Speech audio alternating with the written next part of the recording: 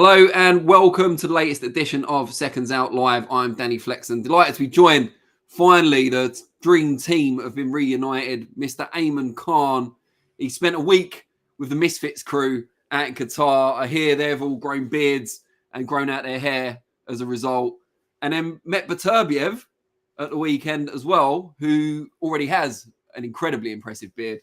Ayman, how's it been, mate? How's your past week and a bit been? Oh, it's been great, man. Doha was amazing. Being at the look, I know Misfits obviously gets a bit of a bad rep from traditional boxing fans, but I'm not averse to a bit of entertainment and then a bit of kind of white collar level sort of fights. Absolutely, very much enjoy those. You don't get to see too much of them anyway when you're working either or, but then to top it off with, and I have to say as well too, a lot of hard work going in behind the scenes to get the interview with Artur Beterbiev, and none more so done by my good colleague Danny Flexen as well. So the hot tag was given. You did the bump and feed, Danny, and I just hot tagged in for the finisher and the pin. So thank you so much for that. And if you haven't seen it already, 10 minutes with Artur Beterbiev, the undisputed light heavyweight champion, confirming that the rematch with Beterbiev is next, and his thoughts on that fight with Bivol, what he might have to change in the rematch as well. His also clarification on wanting to fight Jake Paul and why he wanted to do that, and the likelihood of Jake Paul and Daniel Dubois too. Letting in as well his fans about how much longer he might continue in the boxing world as well. A lot in that interview as well, alongside Shabazz Masood and Beterbiev and Roy Jones Jr. So if you haven't already, check those out. But Danny, great to be back in this hot seat with you on Seconds Out Live. Great to be back interacting with all the fans as well in the chat section. I'm looking forward to another week of Seconds Out Live. Talking of the chat section, we are the most interactive show on boxing YouTube. So please do get in all your comments and questions. We will go through as many of those in our allotted time as we can. If you haven't already, give us a thumbs up. Give us a subscription. You will not regret it. I mean, you might regret it, but hopefully you will not regret it. And we're going to be talking our main subject, and I will go to the chat in a minute, but our main subject is the projected February 22nd Riyadh season card. I say projected. Some of the fights have actually been announced now. But we're going to talk about the rumoured ones as well as the ones that have been confirmed. And it looks like an incredible card. The card of the year, potentially, in February. So, yeah, good luck, promoters, for the rest of the year living up to that. Even Turkey Al Sheikh and the Riyadh season lot themselves. How are you going to top your own success?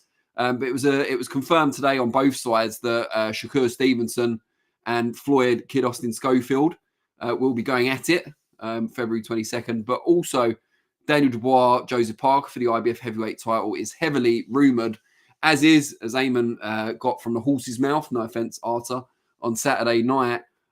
His rematch with not Ayman's rematch, Artur Beterbiev's rematch with Dmitry Bivol looks set for that card as well. An embarrassment of riches, you might say.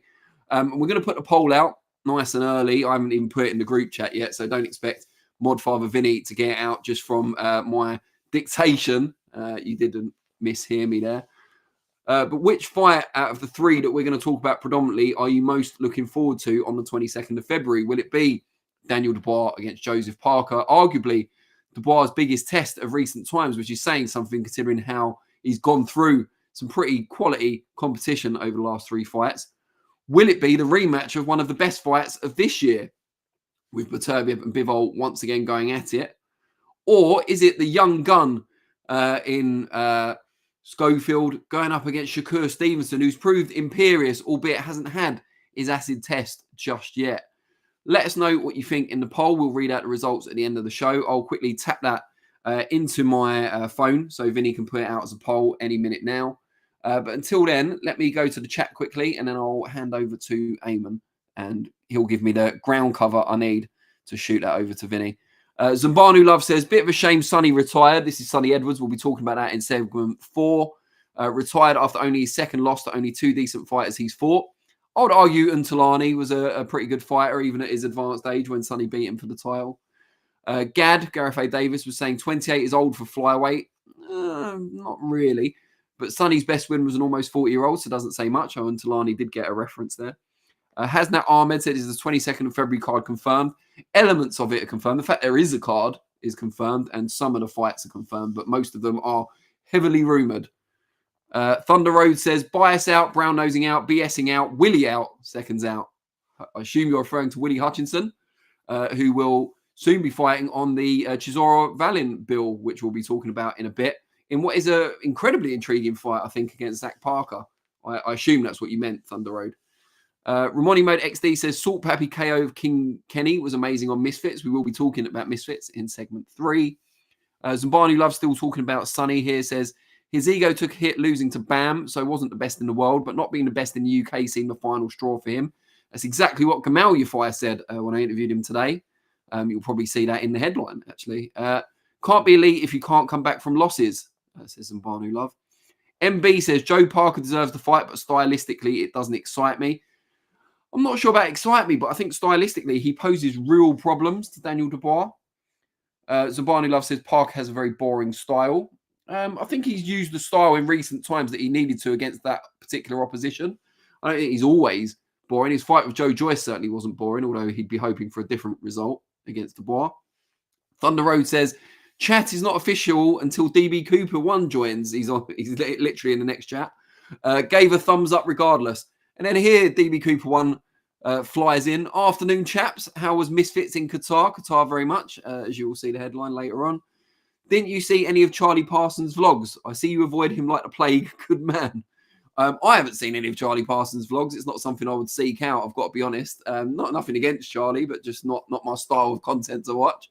Ayman, I'm sure, will give you his view when he talks all about his time in Qatar. Well, the stuff he's allowed to talk about, I don't know, statute of limitations and all that. You don't want to get some draconian punishment for whatever he got up to over there.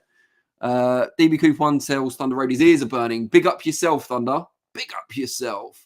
Hakan's Ringside Live. Delighted that Hakan has joined us. So you retweeted the link to this podcast earlier, Hakan. Appreciate that. It says February 22nd card will be the best card ever if all rumoured fights happen. Cuss's System. Dennis, glad you could join us. Dubois versus Parker for me. Looking forward to see how Dubois has developed under Charles and Farrell and Parker under Andy Lee. Illuminated Skeletons says, at least suddenly realises now, had he not fought, he'd always be wondering. No shame in realising you're done. And Thomas's Games YouTube says, evening guys, roll on the Magnificent 7 sets us up for the 21st. Yeah, Magnificent 7 is next week, Saturday. Ayman and I will both be there. Myself as a fan, Ayman covering the show for Seconds Out at Wembley this Saturday. So we're all looking forward to that. We aren't talking about on this show. We probably should be, really, considering it is this Saturday. We'll talk about it in reflection next week, or if there's a bit of time at the end of this episode, maybe we'll get into it. But Ayman, as I'm going to type in the poll so Vinny can get cracking and put that out, what are you most looking forward to if all the fights come off, as some of the guys in the chat have alluded to there? Sure. Let me give it a quick run through if everybody isn't quite fully aware of what's on the table, and let me know if I've missed anything here, Danny here. So from one Danny to another, you got Daniel Dubois versus Joe Parker, Beterbiev versus Bivol 2, Ennis versus Ortiz Jr. That seems to be off the table now. Carlos Adames versus Hamza Shiraz, Shila Zhang versus Ajit Kabiel, and Shakur Stevenson versus Schofield. I'm going to etch off of the 3 that we're putting in the poll. I'm going to personally etch off here Stevenson versus Schofield. Look, Schofield I haven't seen too much of, but what I have seen of him is he's trying to set those power shots up to break down his opponent. But until those points, his output is lower until he finds that moment where he has hurt you. And I wonder how many of those shots he will get on Shakur Stevenson, who is a consummate boxer, and I'm unsure how many of those moments he'll get. So I could see that being quite the boring fight. And then you've got the other 2, which Beterbiev versus Bivol is a hardcore boxing fan's dream, where sometimes when a lot of action happens, but you can sort of break down that there's a lot going on sort of behind the scenes to set up shots. And I'm not one of those guys that likes to do that all that often, but that is one of those fights where there's more to just the action presented in front of you. So it's kind of a wet dream in that sort of sense for hardcore boxing fans. But I think it'll be another razor close, tight affair between the 2 of them.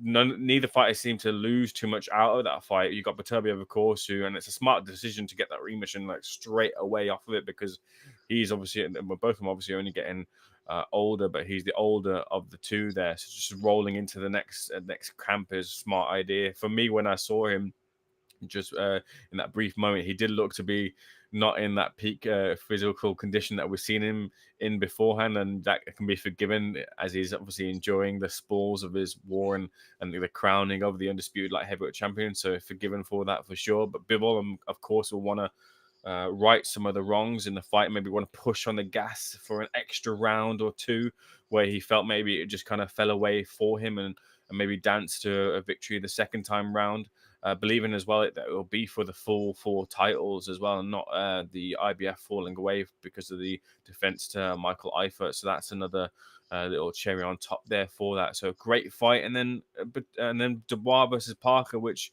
I think that can sort of go 2 ways, but because there's Dubois or 3 ways if you had in a draw, you know. Yeah. I appreciate that, Danny, but it can go a number of ways, I should probably say. And I think it's a fight where it can really kind of ebb and flow. And I think for Parker, he might be the right sort of recipe of a fighter to be able to neutralize Dubois, in the sense that he will wait for Dubois to unload and go, and then he'll kind of go. I think he's smart in that sort of sense, and he's seen power punches before. He's seen punches and bunches before. He's seen big, heavy hitters, scary, intimidating fighters before.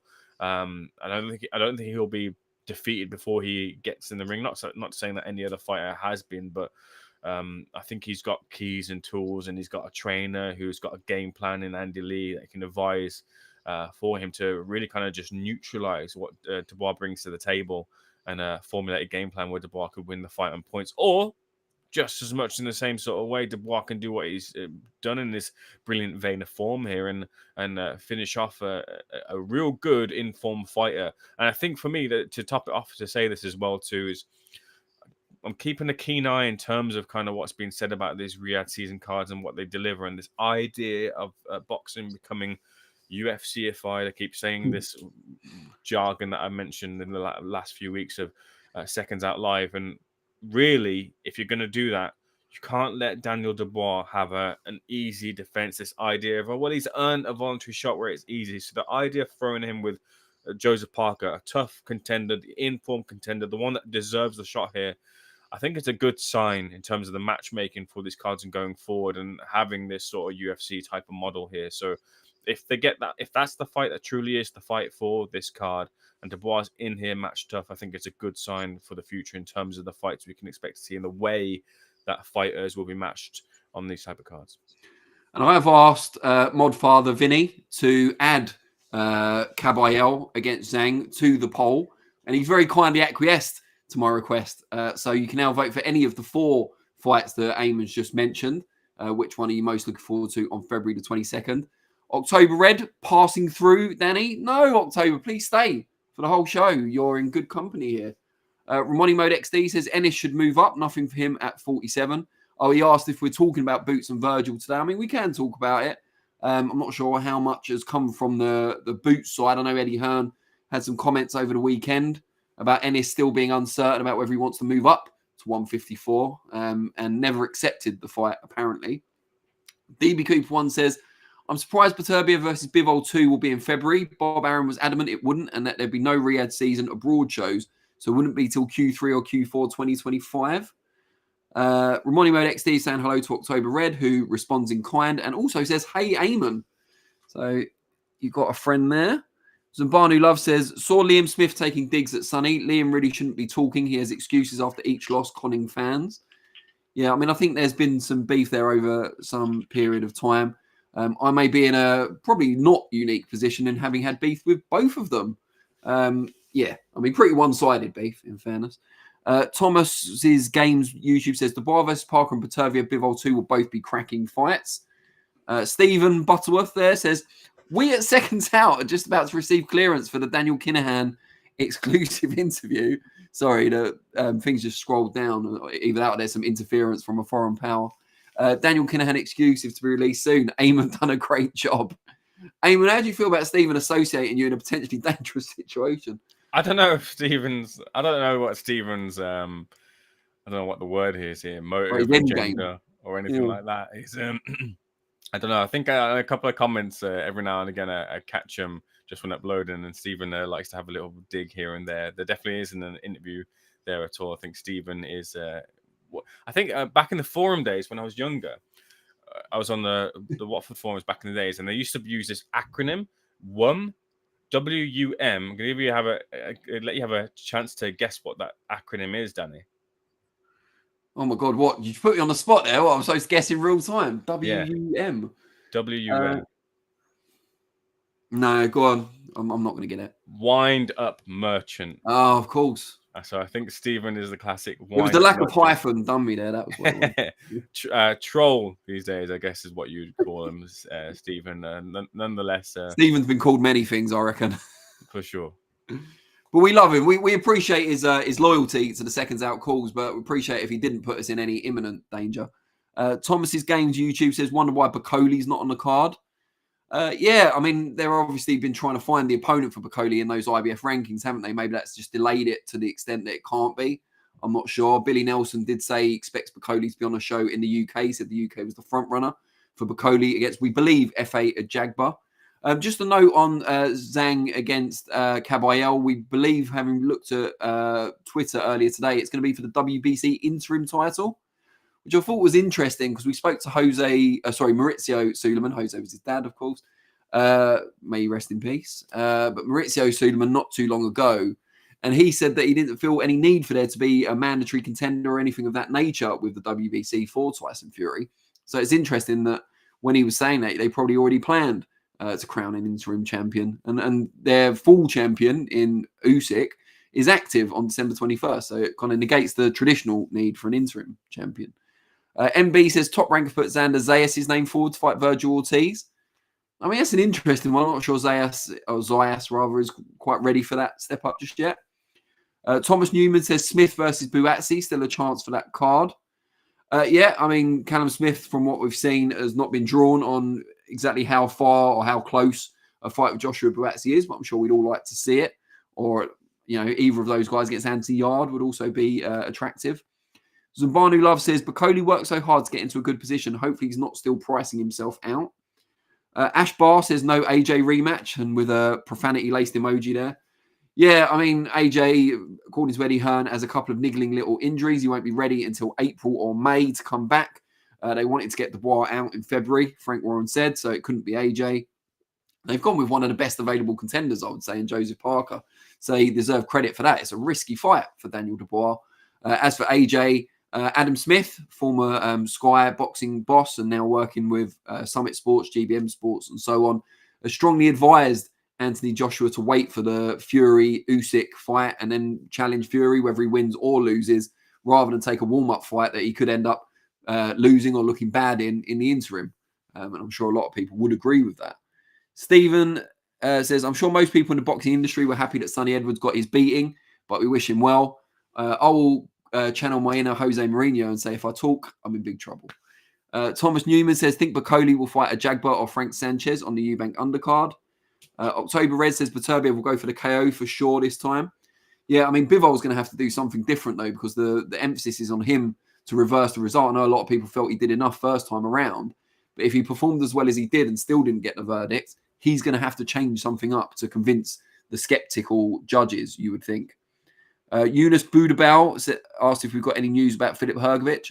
Not anything, that's come about, but something I'm happy to look into now you've brought it to my attention. Ashbar says, to get to a UFC model, as Ayman was talking about earlier, we're going to need real media and not legacy narratives. Name and shame, Ash. Name and shame, unless it's us, in which case, keep silent. Thomas's Games YouTube says, what's happening with Bacoli next, the heavyweight bogeyman? He should be fighting FA Jagba in the first quarter of 2025 here in the UK. Big Chungus says, Danny looking dapper. Finally, Big Chungus extends his love to me and not just Ayman.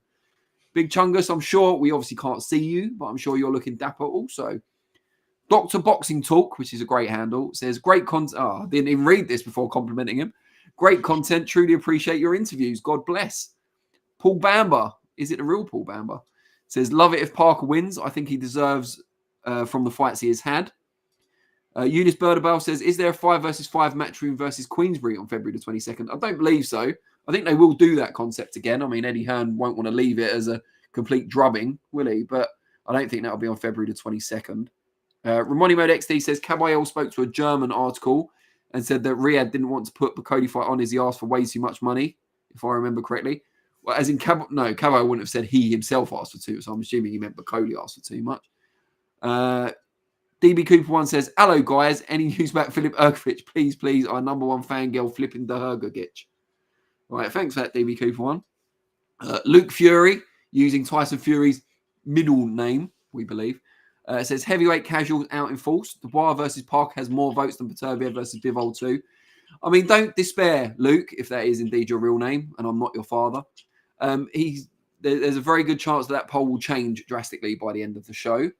Magic71 says, do you guys believe Bacoli is being avoided due to differences between Queensberry and Boxer? I mean, I don't, to be honest. I think Bacoli is being avoided because he doesn't bring much to the table commercially, and he's a massive threat at heavyweight. And if there's other, if Kabayel, for example, and Zhang can fight for a WBC interim belt, which is basically the same as an IBF final eliminator, it puts you in a similar position. Why wouldn't you do that for big money in Riyadh rather than fight Bacoli for less money and potentially more chance of losing? The Joker says, think Parker beats Dubois on points. Yeah, I mean, I think with it being in Riyadh and not the UK, I think there's more chance of that happening. DB Cooper 1 says, Streets are saying, friend of the SO live stream, Lord Billy Nelson of Scotland. I should thank again, Billy, for joining me on the SO live last week because I didn't have a co-host.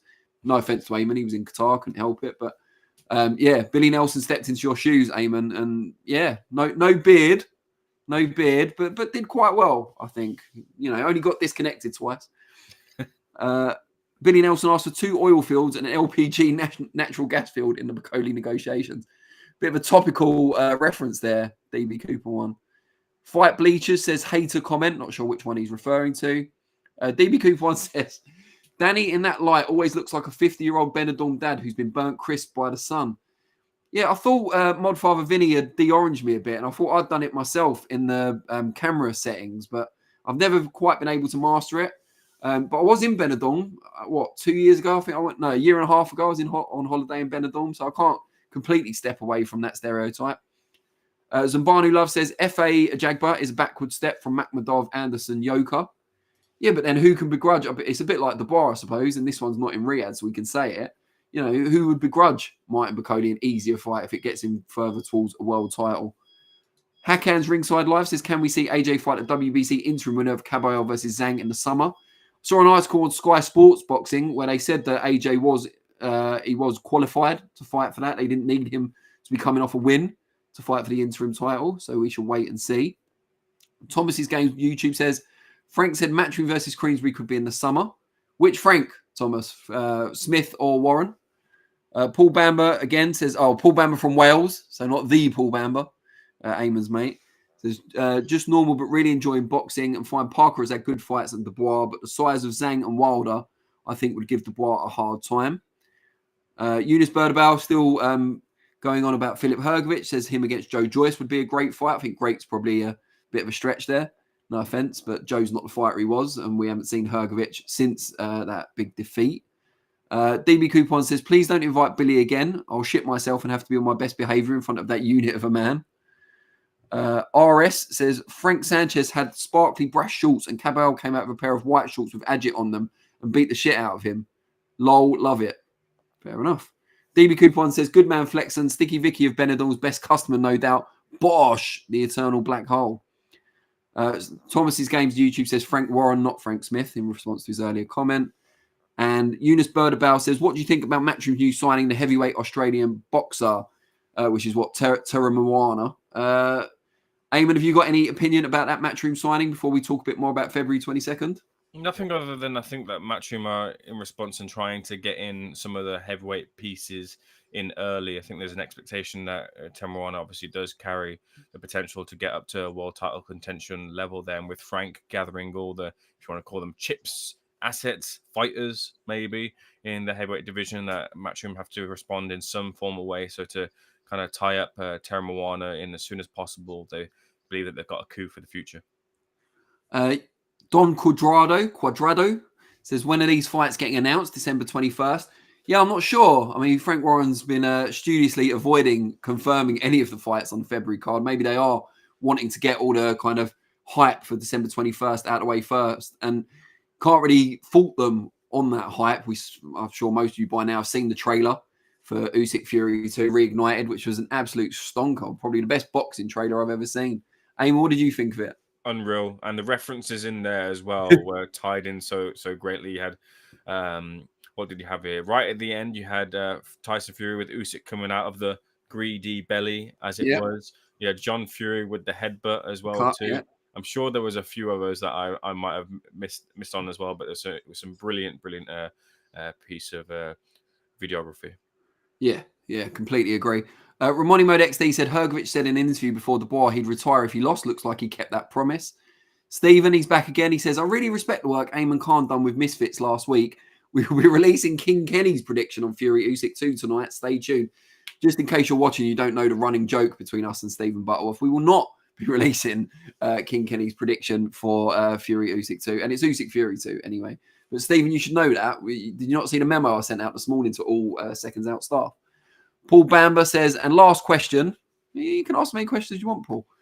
And last question, what do you think of Bacoli? He does look dangerous, doesn't he? Never really followed him, but what I've seen, he looks strong and powerful. He is strong and powerful, and his boxing skills and movement are underrated. I think he gives any other heavyweight in the division a tough night. Thomas's Games YouTube says, any word on Wilder's return after he fought with a broken arm? Excuse number 40 since Fury won. Nothing since that particular interview. The Joker says, on a different note, love Tank Davis, but his next opponent is a joke, in my opinion. Zambani Love says, the Matchroom Sinus is Toru Moana. Says, looks 40 years old already. I've probably just butchered his name there as well. He's not got a lot going for him, has he, apart from boxing now? Ramoni Mode XD says, wonder why Matchroom would sign Toru Moana when he is coming signed by 2 other promotions too. Well, didn't they do that with Jaya Patea and some others as well? You know, they can still benefit from it. Gold Star and another one. How do they make money from his career if it's split 3 ways? It depends how it works, because if he's going to be on Matchroom shows or Riyadh season shows, they probably don't get a third, do they? They probably get the lion's share. But that's maybe a question for Eddie Hearn next time one of us speaks to him about the general concept, not to Moana specifically. Hackhan's Ringside Live Riyadh season card after February 22nd will be in May time next year, and could we get Queensbury versus Matchroom 5 versus 5 in May? Thomas Newman says the sausage. That's obviously another one of the references or Easter eggs from that Usyk Fury 2 trailer. Don Quadrado agrees. Trailer was outstanding. Turkey's handiwork? Question mark. Well, I mean, I don't think he filmed it himself. I'm sure he's got people for that. But yeah, he probably asked for the kind of media side to be, heavily, well produced. Zambanu Love says the latest trailer was good, less cringe than the others. They need to ditch Guy Ritchie. Super Soda says, I am Phil. I am very Phil. Ramoni Mode XD is asking about any update on a Dave Dubois interview, Flexen. Has he responded? I mean, no, but it was, probably a month ago now. So he's not just going to respond that. Well, I suppose if anyone's going to respond apropos of nothing, it would be Stan Dubois. But no, I should probably chase him up, to be fair. Sammy said, who won? I'm not sure which fight he's talking about. So let's just say me. Ted Affenman says, what do you say to Ryan Garcia versus Ankpo? I'd say, hello, Ryan Garcia versus Ankpo. No, I don't know, really. Ayman, this is probably more your domain. Ryan Garcia versus Ankpo was a fight that they'd announced and then was called off by Golden Boy having promotional rights for Garcia and not having any involvement in the fight. What happened there? As far as I know, they did a press conference, and about as much as what you said there. I don't know if the fight is still going to go ahead or exhibition or whatever it was there. I don't really know much about the fellow in the opposite corner to Garcia either. He might be, I think, what was it, Tenshin Nasukawa, who fought Mayweather in that exhibition and famously or infamously cried after he was defeated by Floyd, and is now carving himself somewhat of a good career, I think, in boxing now, isn't he? He was from a kickboxing background, so it might be the same sort of background for the fella that was Ryan Garcia was fighting. But other than that, I'm about as much in the clue as yourself. Where are we? Steven says Eddie Hearn put all his efforts in Australia nowadays. That's a Raw exclusive for you. Raw, intense beef. DB Cooper 1 says Turkey is like boxing Steven Spielberg. Insane trailer. As for Matchroom, they should focus on the UK. Drop the ball big time. Only interested in hype/ticket sellers. I think the domestic boxing scene has suffered across the board with the emergence of Riyadh season. I guess that was an inevitable consequence. But it does give opportunities to some of their other promoters kind of on the way up, the likes of GBM Sports and potentially Huge Boxing, whose founder, Charlie Sims, son of Tony, I interviewed this morning. You'll be able to see that tomorrow. Thunder Road says, Danny has that Liverpool top of the league glow. I can actually see myself on the YouTube feed now. And the work I did to change the temperature setting that Mod Father Vinny told me about has obviously not been saved. And I can't go back into the camera settings now because I'm on the live feed. But yeah, we are top of the league. I say we like I had anything to do with it. 9 points clear. Very happy with that. But, let's review it when we've played 19 games. We're officially halfway through the season. Although we're also top of the Mega League for the Champions League as well. Brian Petrov says, Hrgovic fighting February the 22nd. I saw an interview with Abel Sanchez, his new trainer. It's an interesting link-up. I suppose he likes to fight. He likes to base himself in the US, doesn't he, Hrgovic? So interesting. I think Abel Sanchez is an underrated trainer and he's got a really good facility out in Big Bear. Eunice Budabal says Martin Bacody should fight against Michael Hunter. Yeah, according to Billy Nelson, that rematch has been offered to Hunter a couple of times and has yet to be agreed. DB Coupon says, I hope Turkey signs Mo Salah. See, originally when I just glanced at it, I thought he said Big Mo, the ring announcer. Signs Mo Salah in January just to stick it to Danny. Yeah, I'm sure Turkey's that petty, Also, Turkey loves cinema TV production per his Insta. He's heavily involved in trailers. That's a good thing, isn't it, for us as fans? Luke Fury says, Bacody batters Hunter now. Easy work. Hunter isn't in his prime anymore. Bacody isn't green anymore, and it's unlikely he'll get injured again. I'd rather see Bacody fight someone else, but Hunter might be the best available. Hackhan's Ringside Live says, is a Matchroom Australia card in February likely with George Kambosos Jr. headlining with Sky Nicholson versus Tiara Brown and Chernica Johnson versus Nina Hughes rematch co-promote with DeBella. Yeah, I mean, that sounds pretty useful. I think that'll do good business over in Oz. Thomas Games YouTube says, Turkey's been great for boxing. Boxers getting a well-earned pay packet, the fights we want, and Hearn and Warren on the same channel as of next April. Can't be too greedy with what we're now getting. Paul Bamber says, Bacoli and the winner of Dubois and Parker. Big shock, I think. How many doors would that open for all of the heavyweights? Yeah, I think that's really intriguing.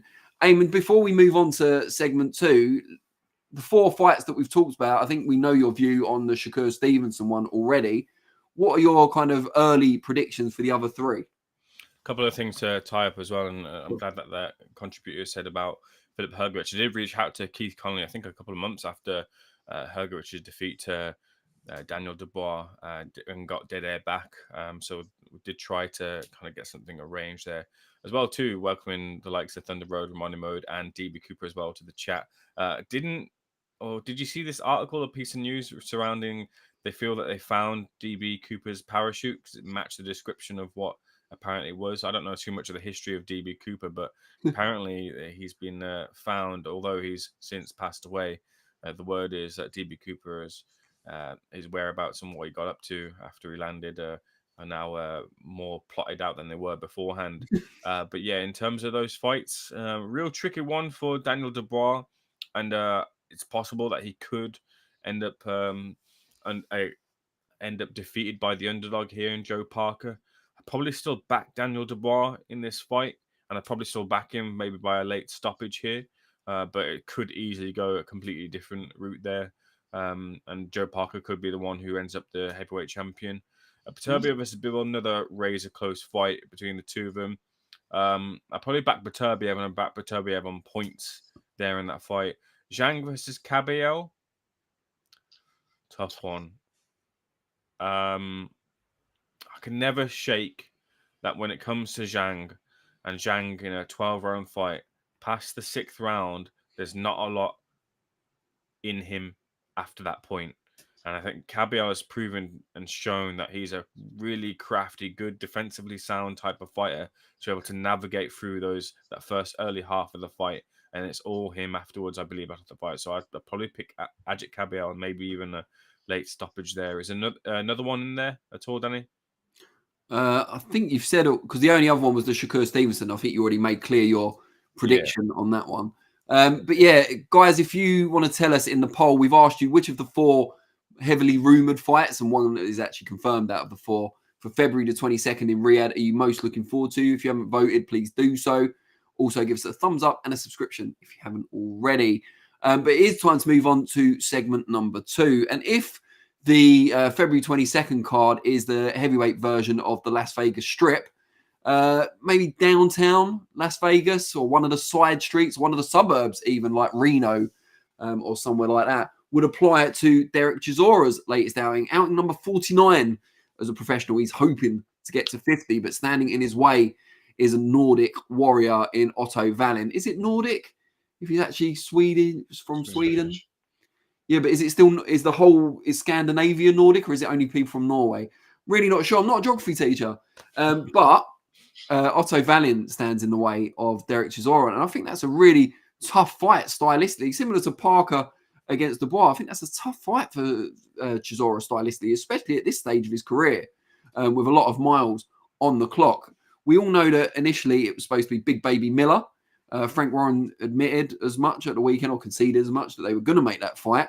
But because of Big Baby Miller's promotional dispute with Dmitry Salita, it couldn't get over the line. Maybe that could happen for number 50, who knows?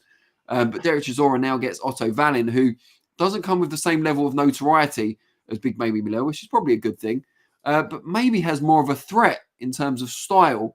Ayman, you were at the press conference. What do you... Oh, no, sorry, you weren't. You were in Qatar. We were at the press conference, Seconds Out. But what do you make of the fight that was announced while you were away? Truthfully, I think it's somewhat underwhelming in the sense of the fight that was originally pitched for Derek, and that being the Jarrell Miller fight. It does present itself to be more of an exciting fight between the two of them in terms of the in-ring action there. You can see both fighters who are unabashed, looking to be on the front foot and just throw loads throughout the duration of the fight there. That makes for a completely exciting fight. Not to say that Otto Wallin isn't or doesn't have that in him, but he's much more of a technically sound fighter who picks and chooses his spots a little bit more and doesn't pack that much of a punch at heavyweight in amongst his contemporaries. And I think that's probably some of the thinking there in the fight, because Jarrell Miller, you could say the same for him. He's not really a one-punch knockout conclusive sort of fighter in that sense, and nor is Otto Wallin there. And I think when it comes to guiding Derek Chisora to that 50th and final fight, you kind of want to get him there on as much a high as possible, and you've got to match him correctly therefore. And I think Otto Wallin presents that way. It's probably a bit more tipped towards Otto Wallin, but if Derek Chisora can turn it into a brawl there, you can see Derek coming out with a victory on points as well too. I think Otto Wallin will prove to still be a game fight, and I think he'll be there for the long haul. I wonder how many rounds it will be, whether it'll be 10 or 12, and it most likely will be for 10. And that was a real good decision by the team. Maybe a bit of a ball dropped for Joe Joyce's team, because at the end of that last fight, Derek Chisora was using a lot of the ring to just try and get through to that final bell, even though it was Joe Joyce who hit the canvas later on in the fight there. But yeah, Chisora's shown that he's proven and he's earned this extra fight as he looks to earn that 50th fight as well too. But he's in tough here, but I think it's a fight that either man can well find themselves routes to victory in the fight, and I probably just about back Otto Wallin here. Well, I've got a Wikipedia quote here, especially for Stephen, because he's laughing at my question of whether Wallin is Nordic. The Nordic countries are a geographical and cultural region in Northern Europe and the North Atlantic. It includes the sovereign states of Denmark, Finland, Iceland, Norway, and Sweden. There you go. So he is Nordic. And I knew Finland was one of them because Hellenius is the Nordic nightmare. Yeah. Although he hasn't proved much of a nightmare for British opposition in recent times. Luke Fury says, hope Parker does it. I was a fan of Dubois, but he's a filthy fighter. Borderline cheat. Wow. Hit Usyk and Miller low multiple times and headbutted his way to victory versus Hrgovic. I mean, I would say one man's cheat is another man's gritty, tough, fighter. Zambanu Love says Caballero is one of the best body punchers in the division as well. Big Boy Garms, thanks for joining us once again. It says Del is a shade up from Misfits boxer. He needs a name to fight or it's pointless. Zambani Love says Wallen is too open to the overhand right. Sam Sammy says, I like this channel. Thanks, mate. We like you too now you said that. Hackhands Ringside Live says, I'll be in Manchester for Chisora versus Wallin fight week. We look forward to, well, I won't be there, let's be honest, but we look forward to, I'm sure Ayman or whoever else is there looks forward to meeting you there, Hakan. I'll be there in spirit, but in reality, physically, I'll be on my sofa. MB says, Wallin is a good counter puncher. Tough night for Chisora. D. Uso, any relation to Jay or Jimmy, says Caballero beats Zhang easily, endurance and work rate. Switzel Salting Lapara says, I'll go with Bivol and Parker. Hakan says, Scandinavia is just Sweden, Denmark, and Norway, not Finland. Yeah, we're saying Nordic rather than Scandinavia in this case, Hakan. I know you've got far superior local knowledge in that area, but I'm just going by Wikipedia because, again, I'm not a geography teacher or any type of teacher. Ted Affenman says, do you think Ajit Kabayel can beat Usyk or Fury? No, is my answer. Ayman, do you want to have a crack at that before I talk about Chisora against Wallen? I want to see the state in which Fury is in and presents himself in the Usyk rematch, because at the moment, with some of the forms of some of the other heavyweights, the likes of Daniel Dubois, that's a lot more closer fight than you'd envisage a year or so ago. And I would completely understand if people would pick Dubois to beat Tyson Fury on form as of right now. Kabayel, I think I need to see a few more tougher fights like this one against Zhile Zhang there, but he's not far off from that real elite level. Yeah. I mean, I think the thing with Kabayel as well is that he spent a lot of time in various Tyson Fury training camps. Yeah. So there's an element that on his side, he could have a little bit of that sparring partner mentality. And on Fury's side, he could know exactly how to kind of keep him in check. So, yeah, I would fancy Fury in terms of his familiarity to be a big advantage there. And you could say it's an advantage for Kabayel, but I just think Fury is the kind of longer, rangier guy, great boxing IQ. I think he'd be all right. And Usyk is just everything Kabayel does well. You could argue Usyk does better. So I don't see him beating either of those guys, but love it if he proved me wrong. Jackie Boy Johnson says, Bacoli getting overrated after beating a hype job. Which one of his victories are you referring to? Anderson, I'm guessing. Thunder Road says, surprised Ayman is back so soon after his night out with HS Tiki Toki.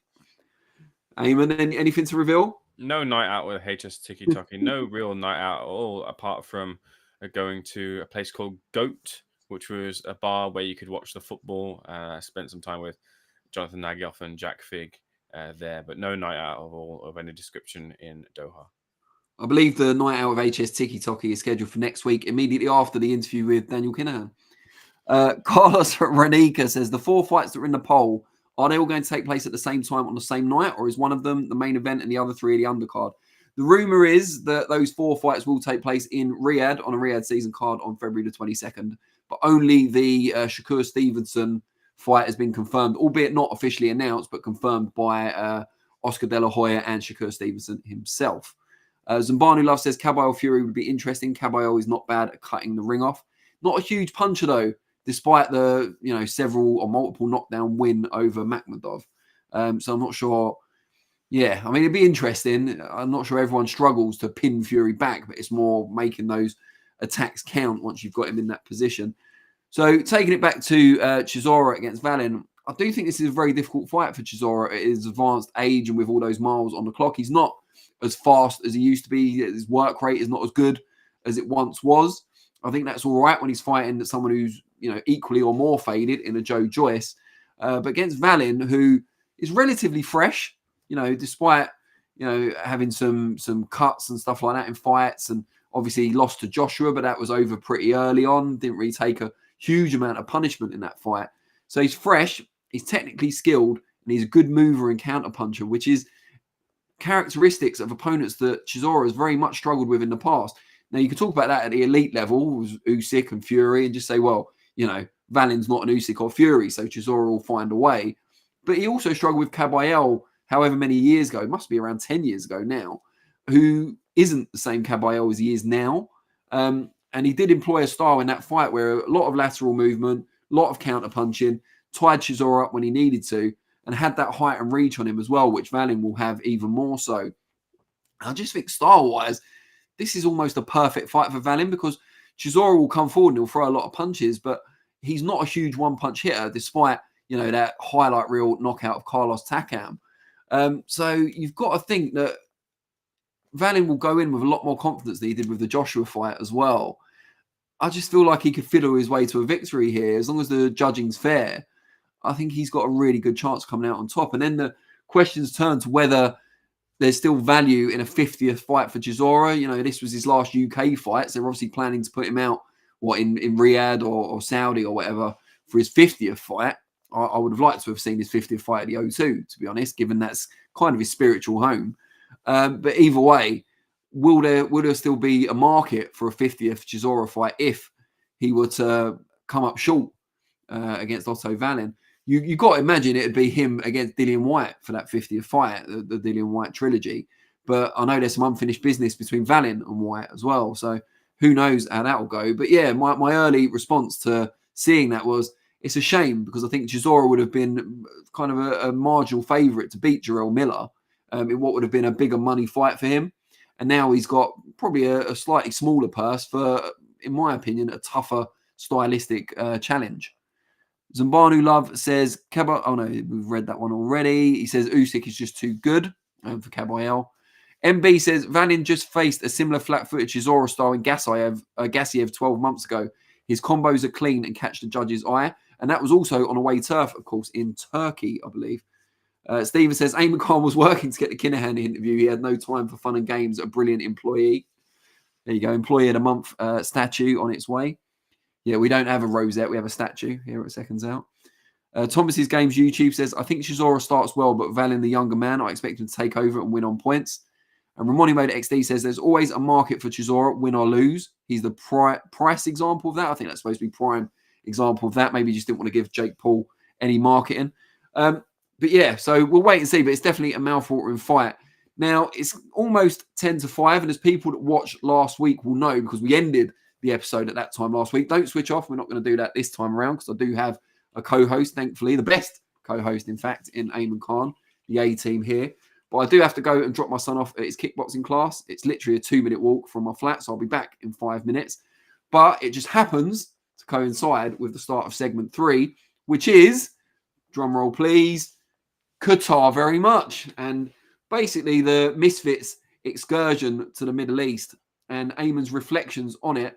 So Ayman, I'm going to pass over to you while I definitely leave the premises, and I'll let you know when I'm back, because I'll probably start mocking the Misfits scene, and you can correct me then. But you've got 5 minutes to yourself, so go ahead. Tell people what you saw.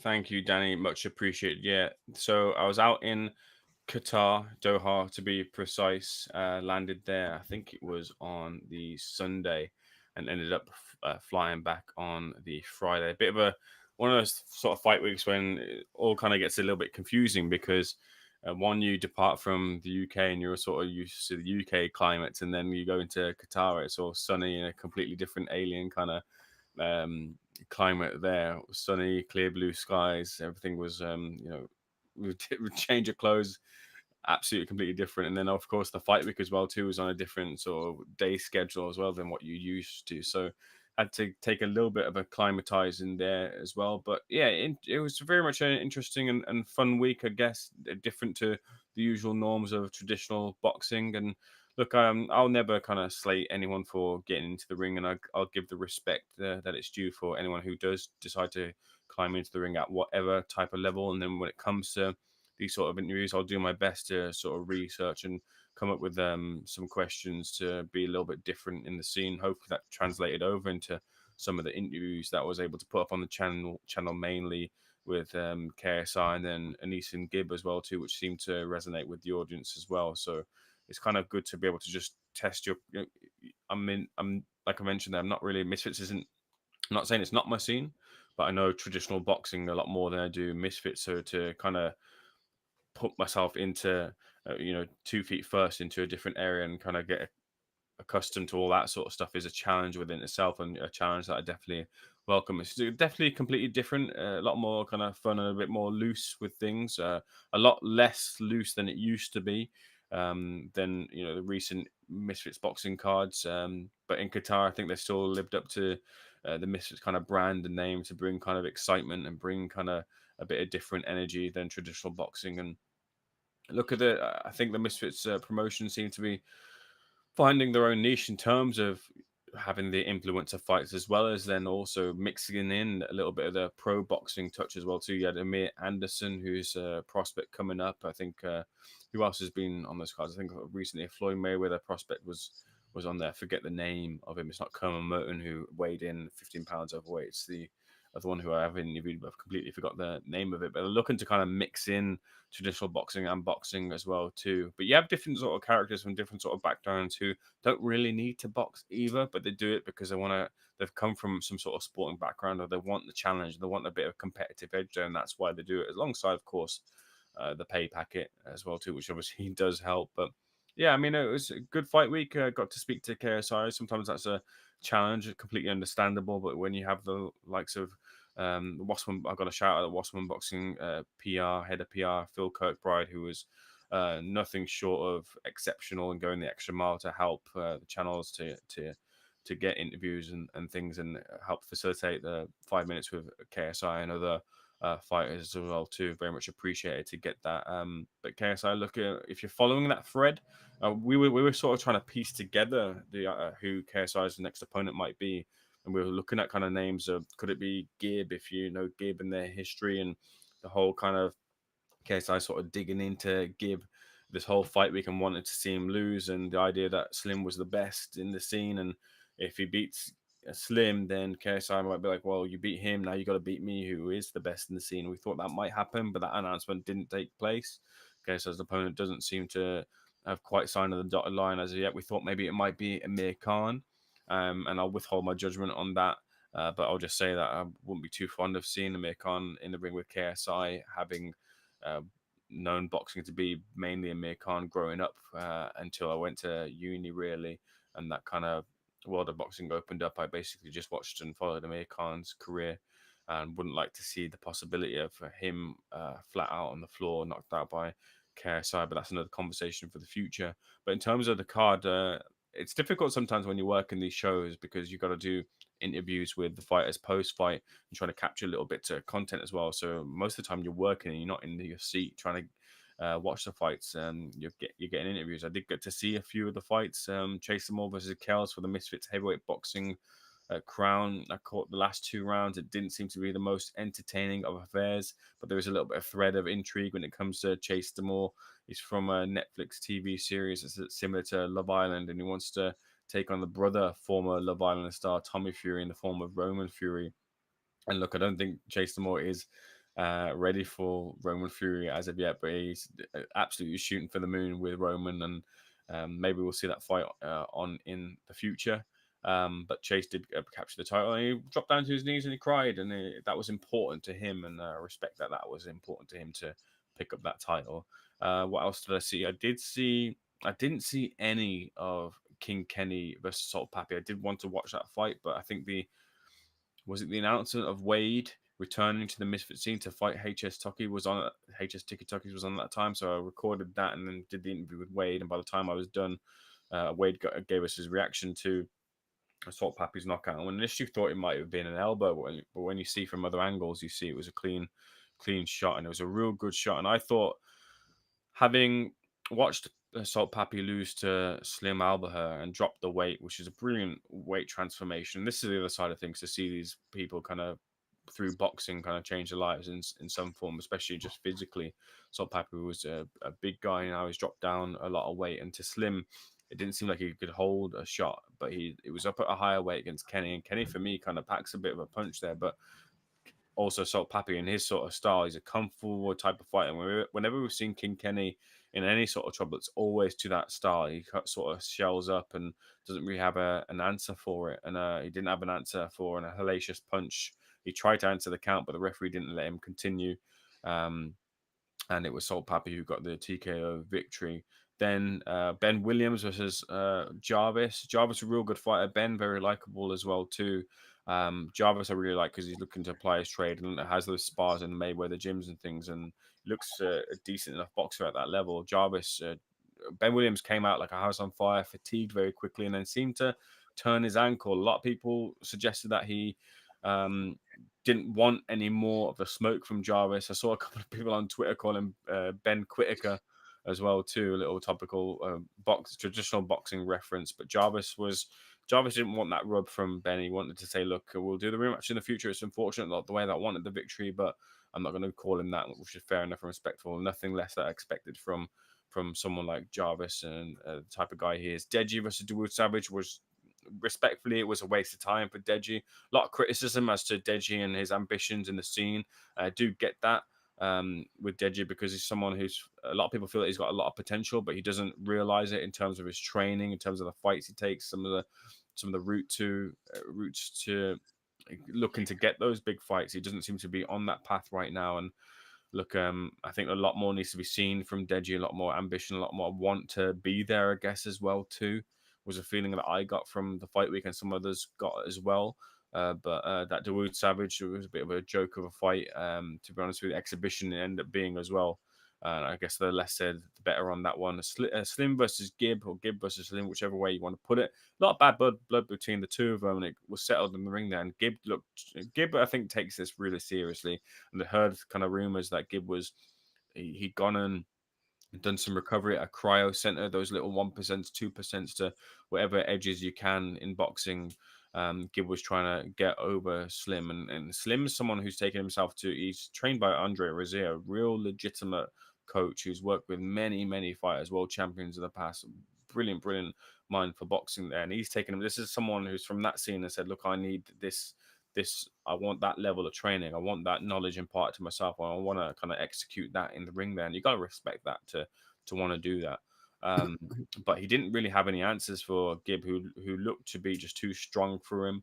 And I didn't really see Slim picking up any rounds, really, maybe 1 or 2 at the most. But it was a sail to victory there for Gibb, who would probably be gutted that he didn't get the knockout, but he gets to rub it into KSI's face that he got the victory there. Both kind of closed the door on a potential tag, although it was revealed in the fight week that KSI was calling up Gibb to get him to tag with him when the potential 2 versus 1 was on the table, which has since fallen out with KSI and Taylor and Slim. But look, enjoyable. Like I said, I'm not averse to any sort of entertainment, WWE sort of style sort of things. I understand that it's at a certain level. I'm not, even though some of these fighters might spark off that they're elite level fighters or such, I think you have got to use that mental sieve a little bit to understand where they are and what they're truly just trying to sell a product here. As long as things are safe and no corners are cut, and I understand that they aren't when it comes to these type of shows, then I'm kind of all for it, really. Just understanding that it's not at the highest level as a boxing, and it kind of makes your mind a lot more clear in perspective as to what it is. So an enjoyable week for me in Qatar. Roll on to Fury versus Till, which I'm looking forward to, if it is me covering that fight week, and some more entertainment in the Misfits boxing sphere. An enjoyable week for Ayman in Qatar. And that's the main thing, Ayman. As long as you're getting satisfaction from your work, we're very happy.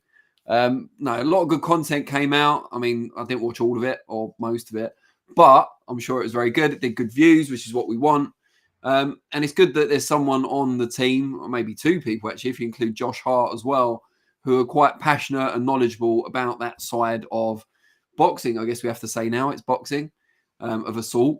But it's not, it doesn't really appeal to me. I'm more of a traditionalist. I don't make any apologies for that, but I do see that it's got its place. It's carved out a niche in the sport at this point. It brings a certain demographic, a different type of audience. And I don't think there's anything wrong with that. I think, if you've put the work in to build up your audience and fan base, you can then, just flaunt your wares in any medium you like and monetize it however you choose.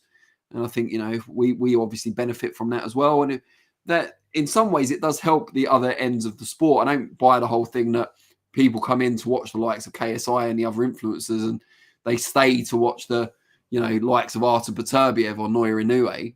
But I think in terms of the media side, the likes of us on our level, and then you've got the zone broadcasters that cover the Misfits boxing scene and some of the other influencer fights, they can generate revenue from that and build audiences around it. And then they can expose those audiences to different types of content, and they can use that revenue to filter back into the traditional side of the sport as well.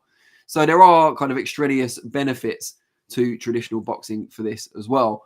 It's not for me necessarily, but I do see the appeal of it, which is more than some of my peers, I believe.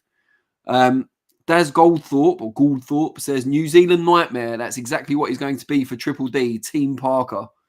Yeah, I mean, I think a lot of people in the chat are going for Parker. Just to remind you, if you've tuned in over the last 10 minutes or so, we've got a poll out. We put it out towards the start of the show. the rumoured 4 big fights to take place on February 22nd in Riyadh. Which one are you looking forward to the most? Is it Daniel Dubois IBF heavyweight title defense against Joseph Parker? Is it Shakur Stevenson against Floyd Schofield? Is it the rematch between Artur Beterbiev and Dmitry Bivol? Or is it Zhilei Zhang against Ajit Kabayel, which we believe is going to be for the WBC interim title at heavyweight? Let us know. Ramoni Mode XD says, I disagree, Danny. I've seen many people watch pro boxing from starting watching influencer fights since it's linked with certain pro fighters who comment on it, etc. I mean, I'm happy to be corrected if that is indeed the case. I hope, even though they might not be boxing aficionados, they are sufficiently knowledgeable to distinguish between the two types of the sport. You know, I don't want people out there suddenly saying, "Oh yeah, you know, Salt Pappy, he could give Terence Crawford a run for his money." You know what I mean? We don't want any of that. So as long as they stay in their lanes. What I'd like to say is actually a couple of things on this, is because I take myself to not trying to like gloat or anything like that, but I've taken myself to McCracken's gym in Tysley in Birmingham just to do some training, some boxing, not in any want to fight on any card, not in any want to fight at all, just to kind of lose a bit of weight here and get myself fit, and then be able to kind of interact with fighters and boxers and stuff and see them train, see how they train, see them spar as well too, just to get a knowledge on the ground level, on one of the first rings up of the ladder in professional boxing, and seeing how things work and play out, and kind of the day-to-day life of professional boxing. And what I will say is, when it comes to people coming to the gym and seeing Misfits boxing or boxing in general, but Misfits boxing is the example I'm going to give here. A TikTok influencer come in the other week into McCracken's gym whilst I was training. So I had my sweatsuit on. I'd gone through my run, and Spencer McCracken, who I trained with Junior, Spencer McCracken Jr., he said to me, look, there's a new guy in here, wants to get into the Misfits boxing scene, was doing his first bar. Will you do a few rounds with him, just body sparring and stuff? I said, yeah, sure, no problem. And it doesn't matter whatever happened in the spar, for good or for bad or whatever. But the point is that someone from, I guess, the TikTok world or the influencer world wanted to come into a professional boxing gym and try and learn the craft, I guess, to get onto a show, which, look, eventually it means a payday in their pocket if they do get that. And that's probably the most that they're looking for. But in another way, that at least they're getting fit and training to get and learning a little bit about boxing along the way to getting that pay packet. And it does seem to be bleeding down to levels where people are going into the gyms. That's not just something that's said and thrown out. Now it's not waves and waves of people yet, and it might turn out to be that way. But I can say that I've seen it firsthand, that it is happening and does happen as well. And the other thing as well too is lower down on that card as well, I mentioned that Amir Anderson, who was on the card there, a professional fighter. And when he came out, there was quite a big cheer for Amir Anderson. And that's not because in Qatar he has a hardcore following of fans over there, and they were really calling for Amir Anderson to be on that card. I think it's more that a respect and understanding from fans from that scene, that this is a fighter who has real talent for boxing, and they understand and appreciate that he is of a certain level, and want to see someone of a certain level as well. So I think for those two kind of points there's a real kind of I guess positive from the influencer sphere. We've got some more comments. Zambanu Love says, it's good for you, not the sport, let's be fair. Yeah, but I think if it's good for the media that cover the sport, if we cover both sides of it, then it can filter through to the other side of the sport. We can be an agent for that kind of redistribution of wealth. DB Cooper one says, I think people are more likely to take up boxing classes, etc., via influencer boxing. I think that's probably the case, yeah. As someone who followed it since the KSI Joe Weller days, it became a huge fitness thing for fans. You've mentioned that a few times, DB Cooper one, that you followed it since KSI Joe Weller. Are you trying to claim to be some sort of Misfits boxing pioneer? Are you after a section of the profits from the Sourlands? Do let us know. Zambanu Love says, WWE doesn't increase demand for pro wrestling. That's categorically untrue. People only watch for the names, not the action itself.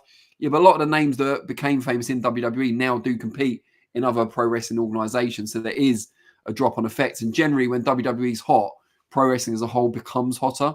You know, we saw that with the likes of ECW and WCW. And, you know, maybe not so much now because AEW's on a bit of a, you know, a cold period. But I think generally that is actually the case. Daz Gouldthorpe says, all Misfits boxing does is make people millionaires, but pro boxing makes proper legends of the sport. So who's mocking what?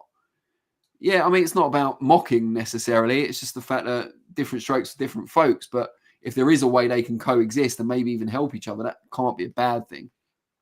DB Coupon says, when there's big fights, you definitely see the crossover from influence of boxing, fans, fighters who follow, tweet on socials. That's the best we can hope for. Every little helps. Big Boy Garm says, boxing being pulled from the Olympics is a loss. Olympics draws in young fighters, not some jokers with a YouTube channel. Yeah, but maybe people will turn to a different way of getting into boxing, even if they don't go through the amateur channels the way they used to. The pathways will be different, but the final destination may still be the same. Thunder Road says, Pay Packet would be a good name for a bag of crisps. Nice, Thunder Road. Zambanu Love says, pro wrestling as proper wrestling, not scripting.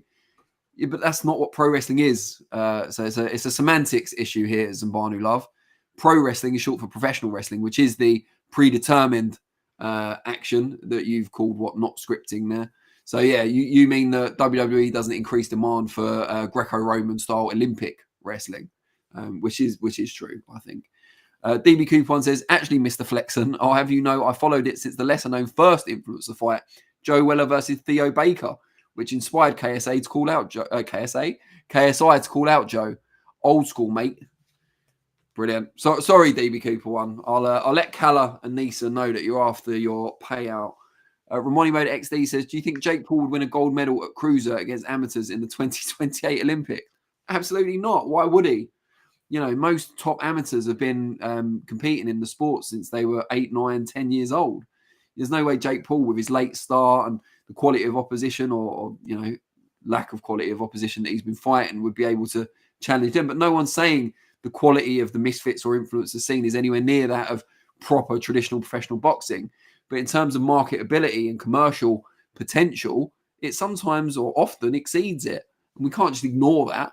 I think, as I mentioned earlier about Charlie Sims and his new venture, I think a lot of forward-thinking kind of promoters and managers in traditional boxing have taken elements and tried to learn lessons from the influencer scene, how we can utilize boxers telling their stories and creating characters and stuff like that around themselves to get people invested in them and willing to buy tickets to their shows, rather than just training every day, not doing any media efforts, and then expecting people to fork out to watch you 40-36 a journeyman at York Hall.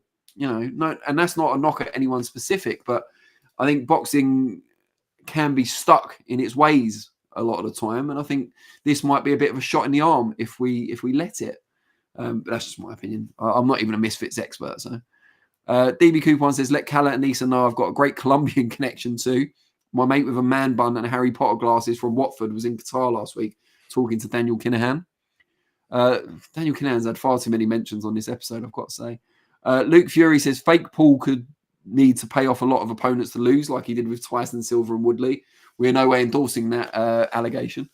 Thunder Road says KSA instead of KSI, Danny has Saudi on his mind. I was going to say, Kingdom of Saudi Arabia, but yeah, Freudian slip, perhaps. But yeah, Qatar very much for covering for me, Ayman. You probably have to do the same thing for 5 minutes at that time. Most Mondays for the foreseeable future, unless my kid discovers he's not into getting kicked in the face, and in which case he might quit. But yeah, section 4, the final one. One I've been looking forward to. No, I'm joking. But yeah, we are going to reflect on Edwards against Yafai from the weekend. Ayman was not in attendance because he was busy meeting Artur Beterbiev in the same city, but not at the venue watching the fight. But Josh Hart was there. You can see he's put out a post-fight press conference if you want to have a look at that. I interviewed Galal Yafai, one of Galal's older brothers, earlier today. He was very happy, as you can imagine. He said the three brothers haven't stopped smiling since the result. He said he meant a lot to the whole Yafai family, not just to Galal, who got the job done inside the ring.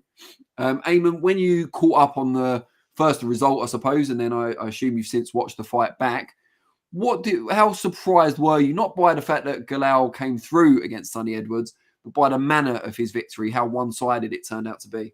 Yeah, that's a good question, Danny, and that's sort of along the same sort of lines that I've been kind of just thinking about this fight in my head after it materialized in front of us, because like I mentioned there, going to the gym and kind of talking about this fight in amongst people in the gym. And I always thought that, look, Sonny, he's won his world title.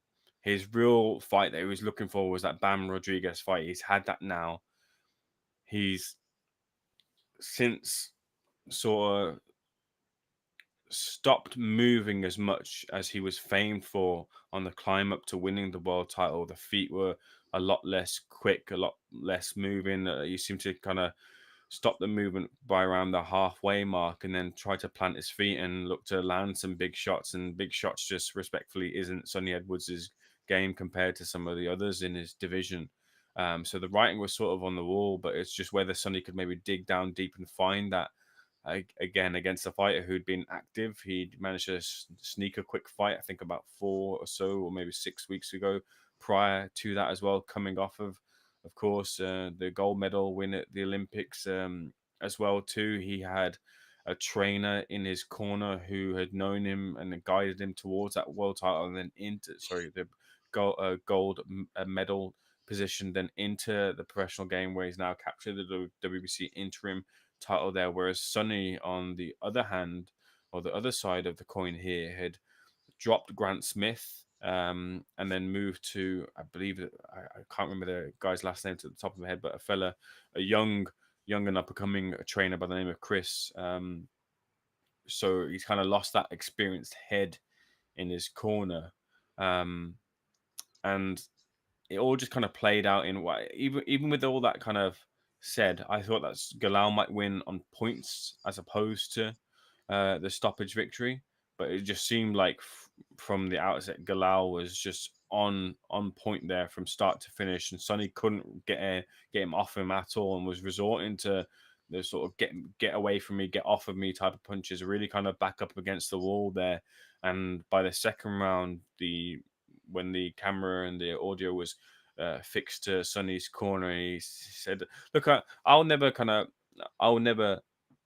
hate on a fighter for apparent quitting or whatever it is. It's not in me to really kind of push and ridicule and beat a fighter with that sort of stick there. I think there's actually some beauty in the honesty of a fighter saying, look, I've not got this anymore in me.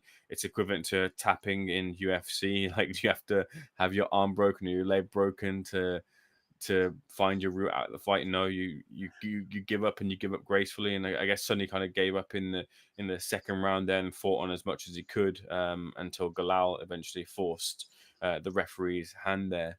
But yeah, I mean, Sonny, I think, has kind of lived a life where it's sort of like Kid Galahad's career in a way, where a lot was talked about these fighters and what they could maybe capture and get to. But once they won the world title, it all just kind of came down quite crashing quite quickly. It reminds me of his career, Kid Galahad's. But for Sonny, look, I think he's happy to have captured the world title. His one foot was out the game in terms of the management side of it. And when your enjoyment of the game is gone, then really kind of you're hanging on for maybe that last bit of rivalry, that last bit of paycheck there. But Galal looked brilliant in that fight. Looks very capable of winning a world title. Looks very capable of maybe beating Taraji as well too, which is a mouth-watering fight between the two of them. But this sees Sonny exit stage left for now. The idea of Sonny Edwards retirement at 28, I'm not too certain if that's a complete full stop on his career. He sort of said that as well in some sort of way, and kind of maybe left the door open on a little bit of a slither of light there on him potentially returning to the ring in some form. So I wouldn't quite write on the back pages that he's fully, completely retired and will hold on to that. But yeah, look, resounding victory, resounding end to a rivalry there. And he said, look, come out. He said in the fight, look, if this is going to be my last fight, win, lose, or draw there. So I guess Sonny is known for a long time. He would have known in the training camps, and his trainer would have known in the training camps too. It's got to be said as well. Like, Sonny wouldn't have just churned out that type of performance where he's on the ropes and kind of covering and not really the full reflection of the Sonny that we've seen beforehand. A prime Sonny is the better way of putting it. He would have been putting out those performances in the training camps as well too. So yeah, I think at least for now, it seems like the right time for Sonny to hang up the gloves. Yeah, so I was watching it. I wasn't necessarily surprised by Galal Yafai's approach. I mean, we know he's strong, and he throws a lot of punches, and he cuts the ring off well. I thought he'd maybe be a bit more patient in the early going, but as Galal Yafai confirmed earlier, that was all part of the strategy to do that fast start so that Sonny wasn't able to get into his rhythm, because they knew that if he was able to do that, it could be a long, challenging night for Galal. But I was surprised by the lack of composure at certain times of Edwards when he was under pressure. There were a few times where it was clear that he could land some eye-catching counters while under the cosh and then move away, but he just wasn't, the lateral movement consistently wasn't there. And that was a surprise. And then obviously the moment has since gone viral. I've seen it on Facebook through several different platforms when he told his corner, if I can be honest here, I don't really want to be here. Well, I might have butchered that a little bit, but that's basically the long and short of it. And I've seen a lot of people since criticise his corner and say, well, as soon as he said that, they should have pulled him out. And I disagree. I was ringside once for, which fight was it? Danny McIntosh was fighting for the English light heavyweight title against Steve Spartacus. It was like a undercard fight, competitive. And Spartacus had a really good round. McIntosh was the favourite. He was supposed to win the fight going in. But I think Spartacus was in his hometown or near it. And so the crowd had got behind him. McIntosh was under pressure. And Dominic Ingle was in the McIntosh corner that night. And he had a real stern talk with him and just basically said, look, you've got to pull yourself together. This fight could go one way or the other. You're having a wobble here, and it could be a wobble that leads to a defeat unless you pull yourself out of it. But with much kind of stronger language, as you can imagine. And McIntosh came out and ended up winning the fight by stoppage, and it was a springboard for his career. He ended up becoming European champion a few fights later. And that's just one example. And obviously it depends how well you know your fighter. And I think Sonny had worked with Chris Williams for a bit before making the switch from Grant Smith. But if you're there and it's a hugely important fight, it's for an interim world title, you know, presumably in advance, that it's his last fight. He's going to go out after this, sail off into the sunset, as we've put it in the headline. Are you really going to stand there and say, oh, well, I'll pull you out then? You know, safety of the fighter is paramount, but Sonny wasn't taking that many clean, hard shots, let's not forget. He knew what he was doing. He's well able to take care of himself. And I'm sure if he wanted out specifically, he would have said, I don't want to be here anymore. Or he would have said it in a way that his trainer would have understood that he wanted to save face and get out of there. I think he was being probably too honest in the corner about not wanting to be there. But I don't fault the corner for not pulling him out. I think in that moment, that's where you earn your crust as a trainer. You know, similar to Sugar Ray Leonard in the corner against Thomas Hearns. You know, you're blowing it, son. And he turned the fight around. That's when the corner is supposed to say, look, you've done all this work in camp. You know what you're supposed to do. You know how to beat this guy. You've got the tools. And try and pull him out of the funk he was in. Now, a couple of rounds later, when he was still taking punishment and only landing, and those kind of eye-catching pot shots were becoming fewer and fewer, then there's a case to pull him out. But I don't think the whole, I should have immediately pulled him out as soon as there were distress signals. I don't go along with that at all. And I think Sonny's been around the game long enough, and he's got a high enough boxing IQ to know when the time's right to go. And I saw someone in the chat say, well, he didn't quit. He just made his feelings known. And I agree with that. I think in that pivotal round when the fight was declared over, he was on the ropes. He was blocking most of the shots. You could see him bobbing and weaving, taking a lot of shots on the gloves. And he said afterwards he's not sure it should have been stopped when it was. And I kind of see both sides of it. The referee had said to him at least once, maybe twice, I've got to see something from you. You've got to start throwing punches back. And even though he wasn't taking a lot of shots clean, he wasn't throwing back. And if the referee's already warned you about that and you're still not throwing punches back, in the back of your mind, you know that he's going to step in and end the fight. Now, that doesn't mean that he necessarily wanted out in that moment. He probably thought he could have gone on a bit longer, and I think he probably could have as well. But you've got to say the referee did the right thing. He'd been warned twice, I think, and then moved in and said, right, enough's enough. It was one-way traffic. It was only going one way. And if it had carried on, it probably would have been a much more painful and damaging defeat. You know, in terms of the state of Edwards' face after the fight, although he was banged up, it wasn't anywhere near as bad as the punishment he took against Bam Rodriguez. And that was a fight where he was a lot more competitive, if anything. So, you know, I don't have any objections to that, nor do I have a major problem with Sonny knowing he was going to retire regardless of the result before the fight. I've seen people criticise him for that, saying, well, you know, I wouldn't have bought a ticket if I'd have known that, or I wouldn't have tuned in to watch it if I'd have known. I'm not sure that's the case. I think we've seen examples before where we know it's a fighter's kind of farewell fight or retirement fight. Anthony Crolla not that long ago, I think, didn't he lose or I think he might have lost his last fight. But either way, people still tuned in, people still watched, people still found it entertaining. And I think for Galal Yafai, he deserves all the credit in the world. And that was my main concern in that second round where Sonny made the comment he did. Because as soon as he said, do you know what, I don't want to be here, I thought they're going to take this away from Galal. They're not going to give him the credit he deserves. You know, early in his career, not all great amateurs make great pros. And early in his career, he's gone up against a former world champion, a big kind of family feud at stake as well, bragging rights. And he's absolutely dominated. Got a stoppage victory over someone whose only previous loss was to an elite pound-for-pound contender in BAM.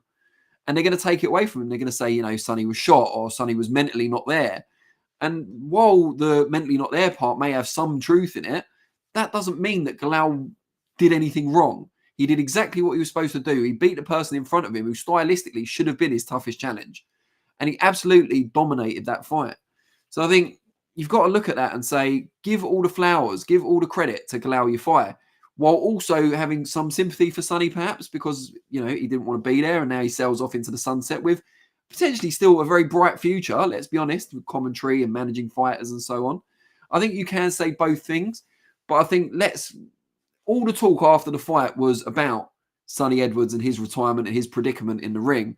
And it should have been at least 50-50 with Galal Yafai, who put in an incredible performance. And I believe whether he has to go to Japan or they tempt the WBC champion over here, will soon be a full world champion and prove by far on the night the better man. I'm done, Ayman.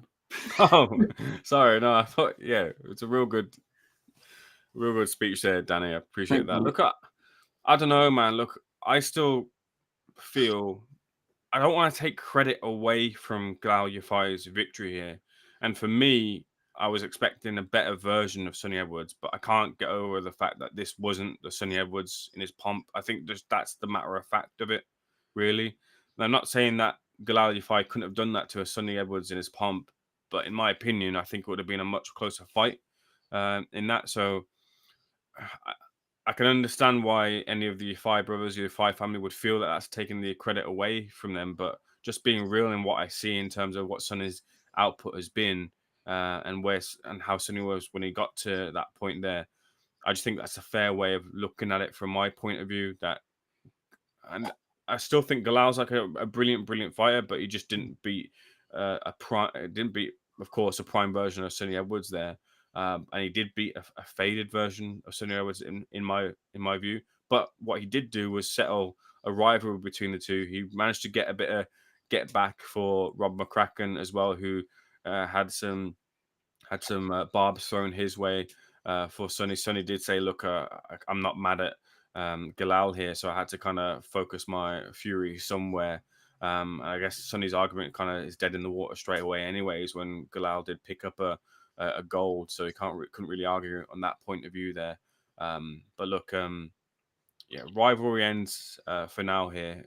Galal moves on here to bigger and better things, and I guess Sonny kind of channels his energy towards where he can be a real good mouthpiece for a lot of his younger fighters as well. The prospects coming through that he looks after here, and I think he'll find a lot of joy in that sphere as well because he's not short of words as well too. And is able to bend the ear of a few good contacts in this industry as well, and ends his career not quite on the high that he wanted here. But a lot of fighters don't really get a rivalry in their career as well too. So to be able to partake in that one is a good highlight for Sonny. He should be special counsel for the boxing version of the Bloodline. Get Charlie involved. Lyndon Arthur could be the muscle. I could see it. Ishmael Davis, The Bloodline, it was a real good little moniker for this card as well too. I think for sometimes Matchroom is a little bit easy to criticize here, but I think their promo as well and the way they built up this fight as well has to be given a lot of credit to. I think they put a lot of resource into the promos and things for both the families on either side here. So I think they've got to give themselves a bit of a pat on the back for the promos and the features that they did in the lead up to this fight week. It's just a shame it happened to clash on Saturday night with the actual Bloodline versus Bloodline War Games. Not Um, watched it yet. Yeah. Hackan's Ringside Live says, I was ringside in Birmingham on Saturday. Well, of course you were. It was very surprising to see Galal Yafai totally dominate Sonny Edwards. MB says he knew Galal could cut the ring off properly and he looked lost. Retirement at 28, he got found out. Not sure that's entirely fair. What I would say is the only person that truly knows whether he didn't want to be there, as he said himself at the end of round 2, was because he felt that way anyway, or because Galal made him feel that way with the way the fight was going. Only Sonny knows that for sure. DB Cooper 1 says, wait, is Hakan that guy from Boxing Twitter? What a legend. Ain't he the Nordic guy? See, everyone's Nordic now. Ain't he the Nordic guy who travels to the UK for every fight? Legend. BBBFC should give him a Freedom of the Land medal. Not sure that's in the purview of the BBBFC, DB Cooper 1.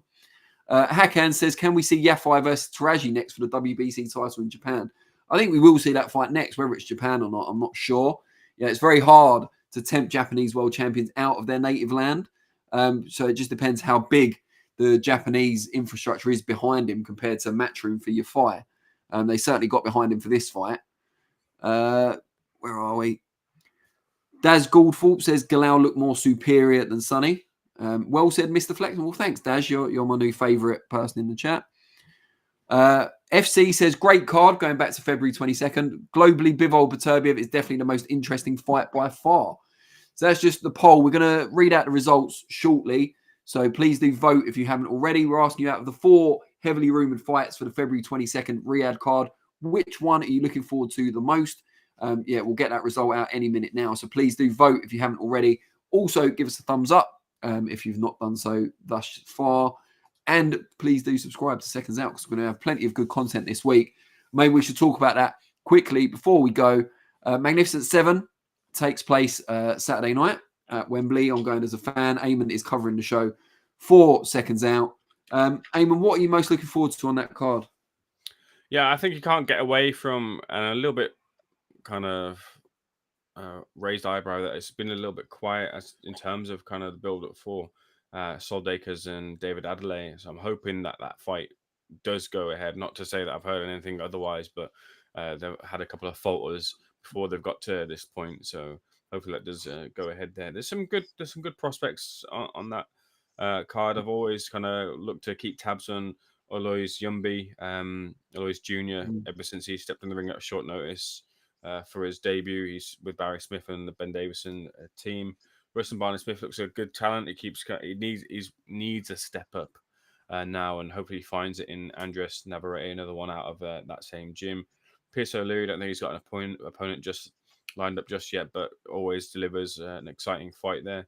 Akoli back out now at heavyweight this time round in his heavyweight debut against Hussein Mohammed. I haven't seen enough of his opponent to say too much as to what he will give him, but Akoli's always got his back up against the wall because of how some of his fights have panned out, and under Joe Gallagher, they know that they've got to work on that, and they've been trying to work on that. So I'm hoping to see more grounding in Akoli and less of the hugging that we've seen in the past. Paws versus Bentley, 2 fighters who have really earned opportunities and are seeking further opportunities as well at the higher level. And with Hamza Shiraz now in against Carlos Adames, as is heavily rumored, waiting for that announcement there, they've got the potential, if Hamza Shiraz does win the title, for an in-house voluntary, and for one of them to be the voluntary opponent there for a big fight in the UK here.